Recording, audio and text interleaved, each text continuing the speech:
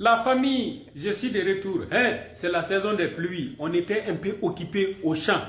Maintenant là, on revient encore.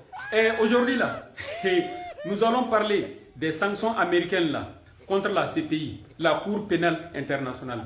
Le 20 août 2025, les Américains ont visé quelques juges et procureurs de la CPI là.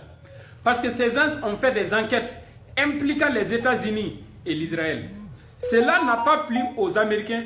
Comme ça, ils ont décidé maintenant de sanctionner quelques procureurs et juges de la CPI. Quand ils regardent dans la forme là, la CPI même a été créée. C'est pour juger les crimes de guerre, les crimes contre l'humanité, agressions, etc., etc. Mais ce sont seulement les pays africains qui ont été alors jugés. Ou bien les cas de certains pays africains comme la Côte d'Ivoire, le Mali, le Soudan, la République démocratique du Congo et la République centrafricaine, etc. Aucun pays occidental là n'a été inquiété par la Cour là. Aucun dirigeant là n'a été traîné en prison par la CPI là, comme ils ont fait avec les Africains là.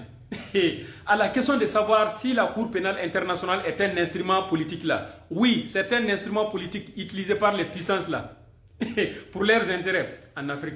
À la question de savoir aussi si cette Cour est indépendante, elle n'est pas indépendante, est un instrument des alliés là pour faire leurs affaires là en Afrique.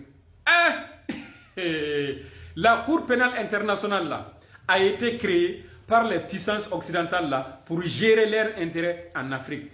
En Afrique, quand un pays les dérange, quand un dirigeant les dérange, il trouve un moyen maintenant et utiliser la Cour pénale internationale là, voilà, pour emprisonner et comment dirais-je ce président là, pour poser des sanctions sur ces pays là, pour bénéficier maintenant. Mais quand c'est l'Occident là, quand c'est leurs alliés là, non, la Cour pénale là devient inexistante, impuissante.